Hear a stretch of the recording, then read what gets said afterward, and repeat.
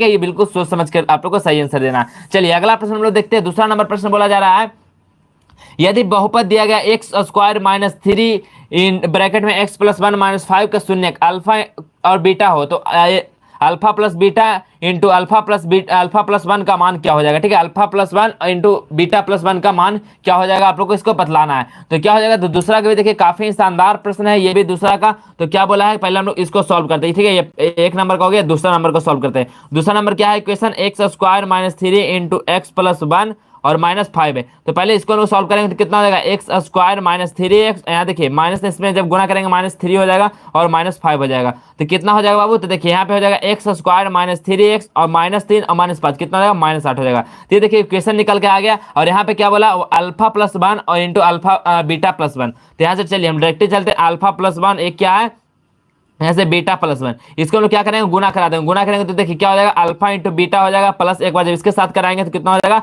देखिए यहाँ पे कितना हो जाएगा, वो अल्फा हो जाएगा, इसके साथ जब करवाएंगे तो बीटा हो जाएगा और यहाँ प्लस वन हो जाएगा। तो अल्फा इंटू बीटा क्या होता है, सी बटा ए होता है, सभी को मालूम है। और अल्फा प्लस बीटा कितना होता है, माइनस बी बटा ए होता है। ठीक है, अब प्लस वन हो जाएगा। अब बताइए सी बटा ए, सी का वैल्यू कितना है, माइनस आठ है, और ए का वैल्यू कितना है, बताइए ए का वैल्यू यहाँ से देखेंगे तो एक है, इसके कुछ नहीं तो एक है, तो एक यहाँ पे लग देंगे। माइनस हो जाएगा, बी का वैल्यू कितना है, तो बी का वैल्यू माइनस तीन है, तो यहाँ पे प्लस तीन हो जाएगा, और ए का वैल्यू एक है प्लस एक। अब बताए यहाँ से कितना है बाबू, तो माइनस आठ। ठीक है, माइनस आठ और प्लस चार हो जाएगा, तीन है एक चार, तो माइनस आठ प्लस चार कितना हो जाएगा, तो यहाँ से बताइए माइनस चार हो जाएगा। कितना हो जाएगा, माइनस चार इसका आंसर हो जाएगा। तो माइनस चार देखिए कौन सा ऑप्शन में, कमेंट कीजिए। तो देखिए ऑप्शन नंबर ए आना स्टार्ट हो जाएगा, ऋतिक कुमार, सौरभ राठौर, ए टू जेड मेम्स सभी का देखिए यहाँ पे ऑप्शन नंबर ए आना स्टार्ट हो चुका है। तो इसका ऑप्शन नंबर ए है, इसका बिल्कुल करेक्ट आंसर हो जाएगा माइनस चार। ठीक है बाबू, तो देखिए जितने भी विद्यार्थी लोग जुड़े हुए हैं तो सभी लोग पहले अपने ग्रुप में अपने दोस्तों के पास सभी के पास सब लोग शेयर कर दीजिएगा कि आज का क्लास बिल्कुल आपका तगड़ा होने वाला है। आप लोग जितना भी मैथ का प्रश्न बताएंगे हूबहू इसी प्रकार का आपको बोर्ड एग्जाम में भी आने का चांस रहता है। ठीक है, तो आप लोग इस सभी प्रश्न को आप लोग जरूर देखेंगे। चलिए अगला प्रश्न को हम लोग चलते हैं।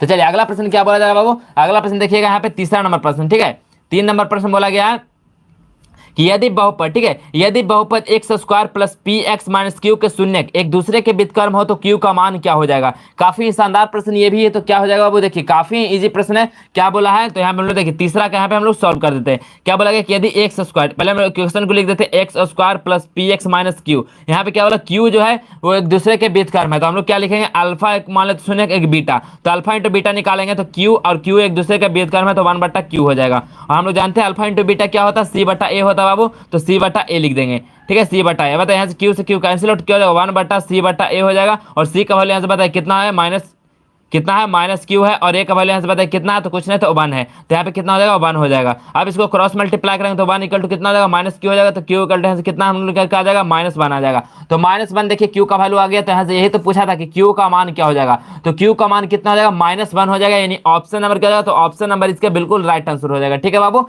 ठीक है, आप लोग को समझ में आ रहा हो तो आप लोग कमेंट कीजिए यस सर। ठीक है, जिन विद्यार्थियों को अगर कोई भी प्रॉब्लम होता है तो आप लोग कमेंट कर सकते हैं, उस क्वेश्चन को हम आप लोग को दोबारा समझाने की पूरी कोशिश करेंगे। ठीक है, तो देखिए बिल्कुल सही जवाब दे रहे हैं रजनीश यादव, यहाँ पे देखिए प्रभात भाई, थैंक यू सर, बिल्कुल थैंक यू, ऋतिक कुमार बिल्कुल, सौरभ राठौर, सभी का देखिए आंसर बिल्कुल यहाँ पे सही आ रहा। तो आप लोग अगर कोई भी दिक्कत होता है, परेशानी होता है तो आप लोग कमेंट कर सकते हैं, आपको बिल्कुल समझाने की पूरी कोशिश करेंगे। चलिए अगला नंबर प्रश्न देखते हैं। चार नंबर प्रश्न बोला गया, चार नंबर प्रश्न, निम्नलिखित में से कौन एक द्विघात बहुपद है जिसका शून्य माइनस टू है और एक सिक्स है। ठीक है, बताइए निम्नलिखित में से कौन एक द्विघात बहुपद है जिसका शून्य यानी कि एक अल्फा है इतना है और बीटा दिया गया है और सिक्स है। ठीक है, तो किस तरह से इसको निकालना, ये प्रश्न आपका 100% ये दो क्वेश्चन यहाँ से आप लोग का जरूर एक बोर्ड एग्जाम में पूछा जाता है। तो चलिए इसको भी आप लोग देख लीजिए, हम लोग सॉल्व कर लेते हैं डायरेक्टली। चार नंबर प्रश्न क्या बोला गया कि हम लोग को दो शून्य दिया गया, क्या है, एक अल्फा जो दिया गया वो माइनस टू है और बीटा कितना दिया गया वो सिक्स है, और बीटा दिया गया सिक्स है। तो एक हम लोग इक्वेशन पढ़े थे, क्या पढ़े थे कि हम लोग जानते थे x square minus alpha plus beta x लिखते हैं